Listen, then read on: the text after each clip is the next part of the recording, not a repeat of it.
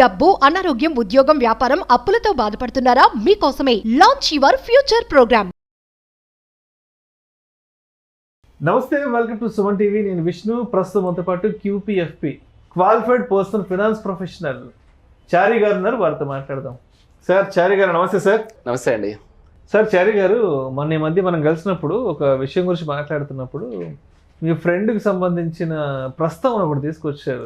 విష్ణు గారు, మా ఫ్రెండ్ ఒక అతను ఉన్నాడు, మంచి హై శాలరీ ప్యాకేజ్లోనే ఉన్నాడు, ఇప్పటికిప్పుడు తన శాలరీ వదులుకున్నా, తన జాబ్ని వదులుకున్నా కూడా తను హ్యాపీగా లైఫ్ లాంగ్ తనకు వచ్చే పెన్షన్తో రాజాలాగా బ్రతకొచ్చు అంటూ కూడా చెప్పారు. తన శాలరీ కూడా ఆల్మోస్ట్ 1 lakh వరకు ఏదో ఉంది.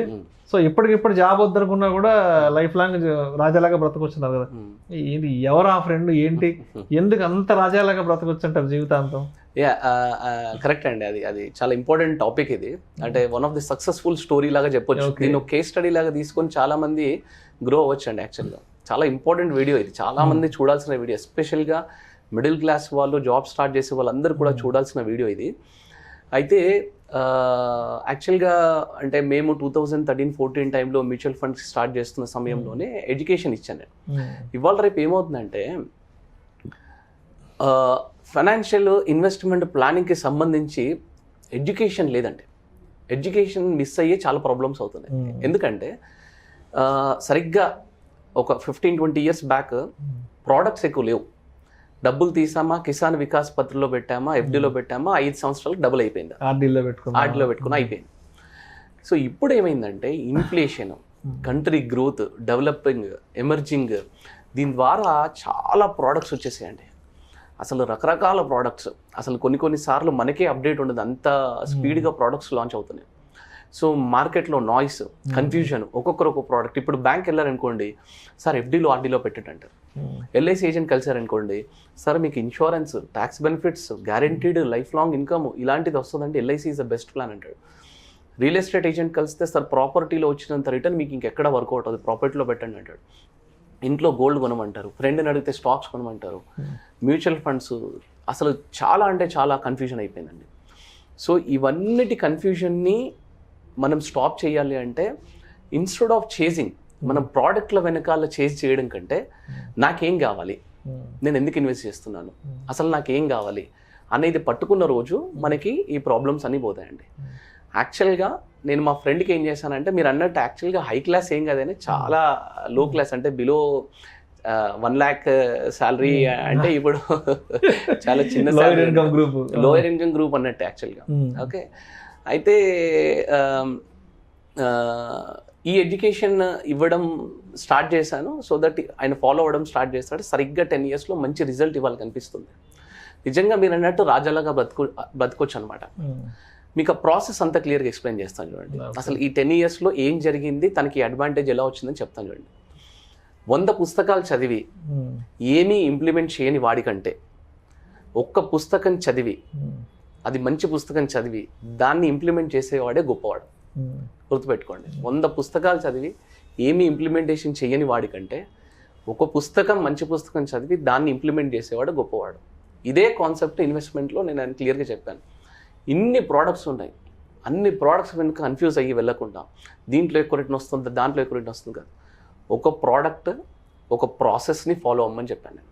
ఓకే, ఫస్ట్ ఆఫ్ ఆల్ ఈ ప్రాసెస్కి వచ్చేస్తే ఏమైందంటే, సరిగ్గా 10 సంవత్సరాల క్రితము 13-14 టైంలో ఫస్ట్ ఏం చేశానంటే, ఫ్యామిలీ సెక్యూరిటీ ఒక 1 crore టర్మ్ ఇన్సూరెన్స్ తీసి పక్కన పెట్టేశాం.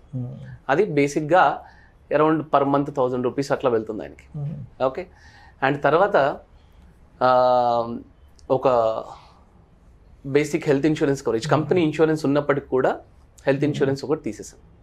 అండ్ తర్వాత ఒక 3 monthsకి ఎమర్జెన్సీ ఫండ్ అనేది పక్కన పెట్టేశాం.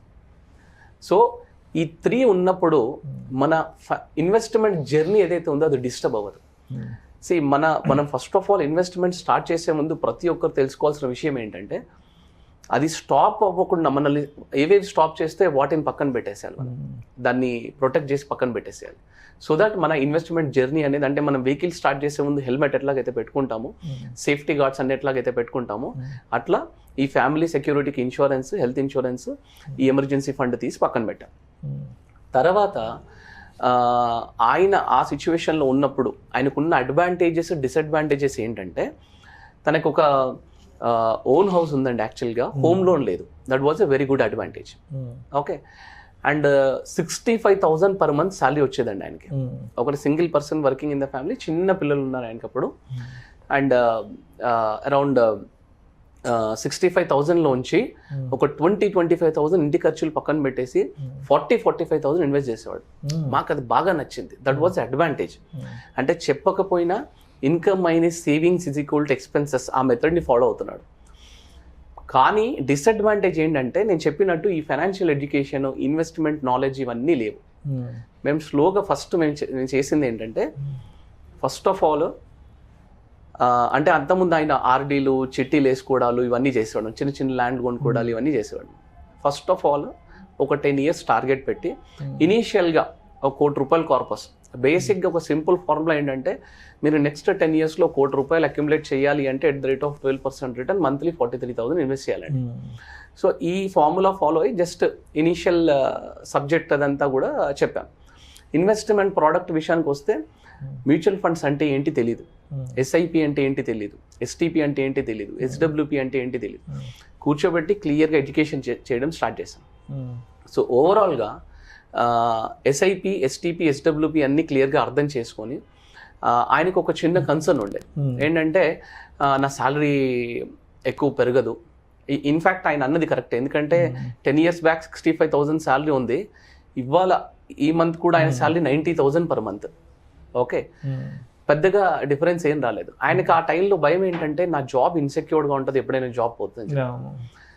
సో నేనేం చెప్పానంటే, మ్యూచువల్ ఫండ్స్లో ఇట్స్ కంప్లీట్లీ ఫ్లెక్సిబుల్ ప్రోడక్ట్. మీరు ఎప్పుడైనా స్టాప్ చేసుకోవచ్చు, మీరు ఎప్పుడైనా ఇంక్రీజ్ చేసుకోవచ్చు, మీరు ఎప్పుడైనా డిక్రీజ్ చేసుకోవచ్చు, విత్డ్రా చేయొచ్చు, పార్షల్ విత్డ్రాల్ చేయొచ్చు, అక్కడి వరకు కట్టిన డబ్బులు అన్నిట్లో అలా వదిలేసి అలా కంటిన్యూ చేయొచ్చు. సో ట్రాన్స్పరెంట్ ఉంటుంది, ఫ్లెక్సిబిలిటీ ఉంటుంది మ్యూచువల్ ఫండ్స్లో. ఇలా ఇన్వెస్ట్ చేయమని చెప్పి బాగా ఎడ్యుకేట్ చేసి ఇన్వెస్ట్మెంట్ స్టార్ట్ చేశాడు. సరిగ్గా 10 సంవత్సరాలలో ఆయన దగ్గర ఉన్న చిన్న చిన్న ల్యాండ్స్ ఇన్వెస్ట్, అంటే వేరే ప్రోడక్టే లేదు, ఓన్లీ ఒకటే ఫోకస్. ఇన్సూరెన్స్ తీసి పెట్టుకున్నాడు, ఎమర్జెన్సీ ఫండ్ క్రియేట్ అయింది, only focus, only one product. Invest చేస్తూ చేస్తూ చేస్తూ వచ్చాడు. బోనస్ అమౌంట్ వచ్చిందా ఇన్వెస్ట్ చేయి, చిట్ అమౌంట్ వచ్చిందా ఇన్వెస్ట్ చేయి, రెగ్యులర్ మంత్లీ ఇన్వెస్ట్ చేయి, అట్లా చిన్న ల్యాండ్స్. ఓవరాల్గా గత 10 సంవత్సరాలలో అరౌండ్ 75 to 80 lakhs ఆయన పాకెట్ లోంచి ఇన్వెస్ట్ చేశాడు. అరౌండ్ 70-75 lakhs అనుకుంటాం ప్రాబ్లీ. ఓకే, ఇవాళ ఆయన కార్పస్ అక్షరాల 2.2 crores అంటే 2,20,00,000 అయిందనమాట కార్పస్. ఓకే, సో ఆయనకి మంత్లీ శాలరీ 90,000 రూపీస్ వస్తుందండి ఇవాళ.